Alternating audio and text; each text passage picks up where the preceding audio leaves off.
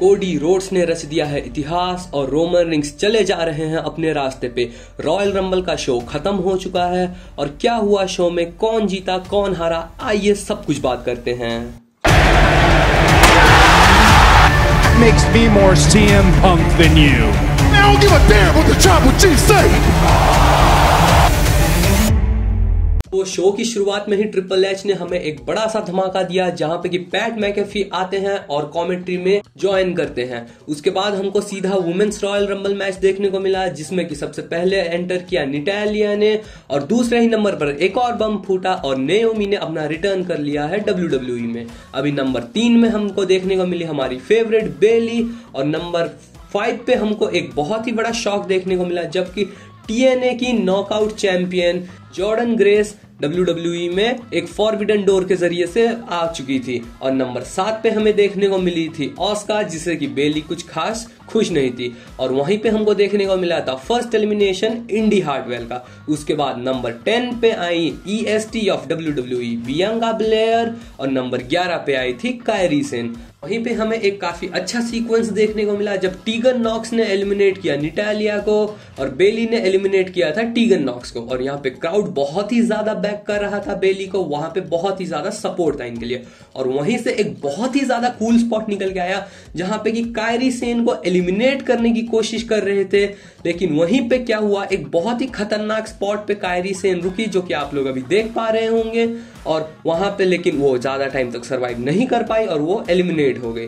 उसके बाद KOD लगा एप्रिन पे और वहां पे TNA की नॉकआउट चैंपियन खुद नॉकआउट हो गई जॉर्डन ग्रेस। उसके बाद नंबर 17 पे आई ज़ेलिना वेगा, कुछ अलग ही पहन के आई थी वो, आप लोग यहाँ पे देख सकते हैं। उसके बाद the destructive force Nia Jax I 19 number पे। अब जब वो आई उन्होंने धमाल मचाया, सारी फील्ड को साफ किया और वहां पे चेल्सी ग्रीन का सैंडविच बना रही थी दोनों मिलके।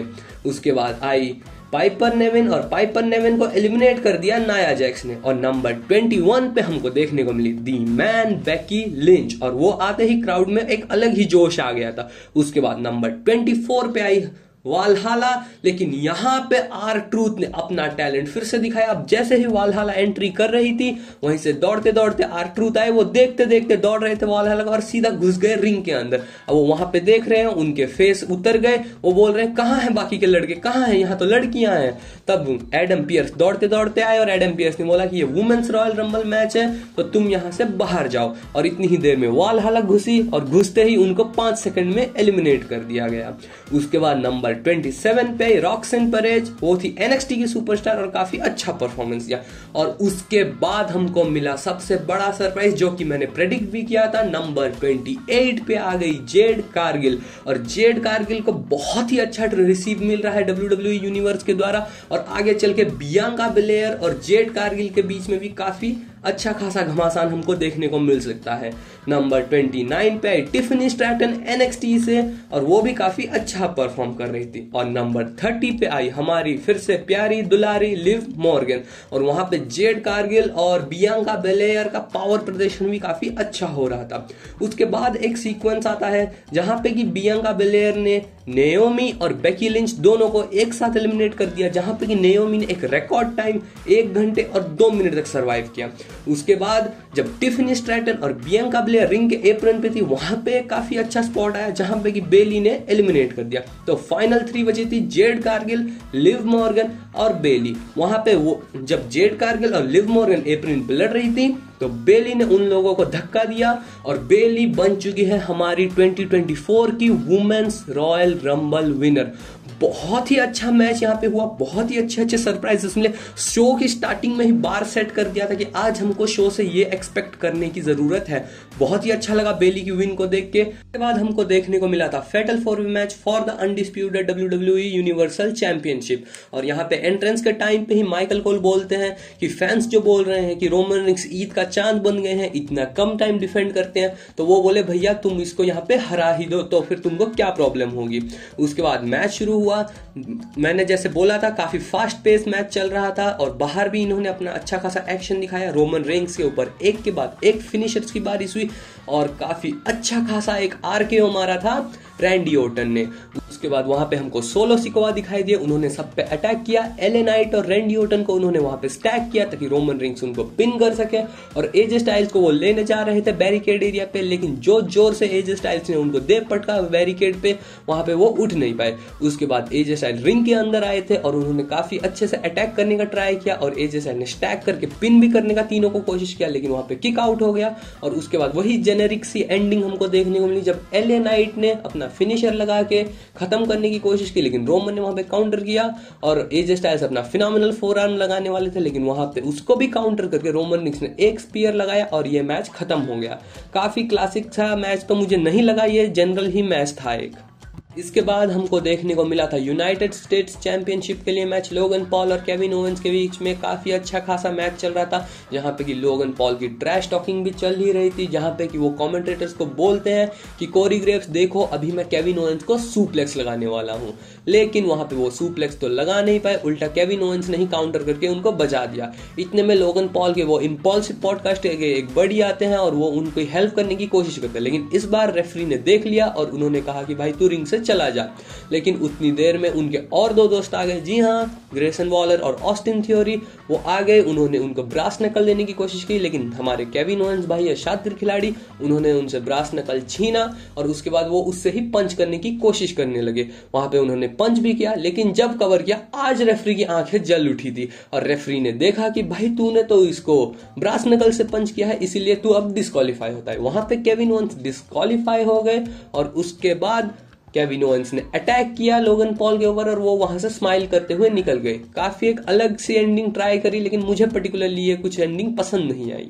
इसके बाद फाइनली टाइम था मेन इवेंट का और मेन इवेंट की शुरुआत ही ट्रिपल एच ने एक बैंगर के साथ की, जहां पे कि नंबर 1 पे आए थे जे ऊसो और नंबर 2 पे आए थे जिमी ऊसो। जैसा कि मैंने अपनी पिछली प्रेडिक्शन वीडियो में बताया था कि यहाँ पे जिमी और जे की स्टोरी लाइन प्रोग्रेस करेगी और वहां पे जो माहौल बना था this is awesome holy shit के चैंट लगने लगे थे और काफी अच्छा माहौल देखने लायक हो गया था। नंबर 3 पे आए थे ग्रेसन वॉलर और उसके बाद नंबर 4 पे हमें एक और धमाका देखने को मिला, जहां पर कि मैंने प्रेडिक्शंस में भी बताया था एंद्राडे एल ईडलो वापस आ चुके हैं WWE में, जब भी उनका नाम सिर्फ एंद्राडे शायद है WWE में। उसके बाद नंबर 5 पे हमको NXT से या फिर अभी तो मेन रोस्टर से भी बोल सकते हैं कार्मेलो हेज आए और वहां पे एंद्राडे और ग्रेसन वॉलर की बहुत ही ज्यादा फाइट हुई और वहां पे ग्रेसन वॉलर एलिमिनेट हो गए। नंबर 6 पे हमको देखने को मिले थे शिंस्के नाकामोरा और जिमी शिंस्के से हाथ मिलाने की कोशिश कर रहे थे, लेकिन उन्होंने वहीं पे मार खा ली। नंबर 7 पे हमको देखने को मिले थे सेंटोस एस्कोबार और सेंटोस एस्कोबार और एंद्राडे दोनों ही लूचा लीवरे के रेसलर्स हैं। वहां पे उनका फेस ऑफ काफी अच्छा देखने को मिला था हमको।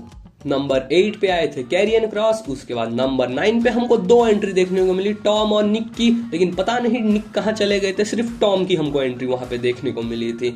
और नंबर 11 पे आए थे बॉबी लैशली और बॉबी लैशली और कैरियन क्रॉस का घमासान हमको देखने को मिला और वहां पे बॉबी लैशली ने कैरियन क्रॉस को बाहर निकाल दिया, लेकिन कैरियन क्रॉस से ये चीज सहा नहीं गया और वहां पे ऑथर्स ऑफ पेन भी आए और वहां पे बॉबी लैशली को मैच से एलिमिनेट करवा दिया गया था और वहां पे आउटसाइड ब्रॉल भी हमको बहुत ज्यादा देखने को मिली थी। उसके बाद नंबर 12 पे आए थे लुडविग काइजर, नंबर 13 पे आए थे ऑस्टिन थ्योरी, 14 पे आए थे फिन बैलर और फाइनली अपनी स्टोरी फिनिश करने, मेरी प्रेडिक्शंस को एकदम गलत प्रूव करने आए थे अमेरिकन नाइटमेयर कोडी रोड्स। बहुत ही अच्छा क्राउड की तरफ से रिएक्शन मिला था। उसके बाद आए थे नंबर 16 पे बिग ब्रॉन्सन रीड और वहां पे अंद्रादे को एलिमिनेट किया ब्रॉन्सन रीड से। उसके बाद नंबर 17 पे आए थे कोफी किंगस्टन और 17th ही उनका रॉयल रंबल था इस साल का। उसके बाद कोडी ने एलिमिनेट किया था नाकामुरा को और नंबर 18 पे आए थे रिंग जनरल गुंथर और गुंथर ने आते के साथ ही तबाही मचा दी थी, एलिमिनेट किया था कोफी किंगस्टन को और नंबर 19 पे हमें भारी भरकम IUR देखने को मिले थे।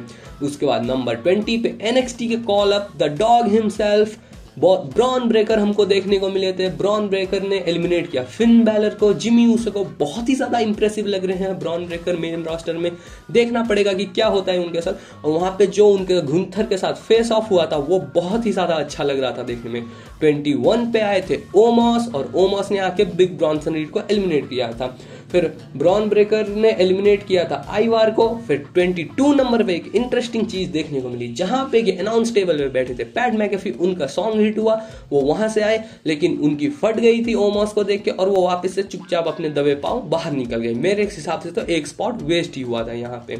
इसके बाद हमको देखने को मिला कि ब्रॉन ब्रेकर ने एलिमिनेट कर दिया था ओमॉस को, और उसके बाद डोमिनिक मिस्टीरियो आके एलिमिनेट कर देते हैं ब्रॉन ब्रेकर को। इसके बाद जब 23 नंबर पे जेडी मैकडर्ना आते हैं तो गुस्से में ब्रॉन ब्रेकर उनको वहीं पे एक स्पीयर मार देते हैं। और नंबर 24 पे फिर से एंट्री होती है दी लेजेंडरी मैन R-Truth की।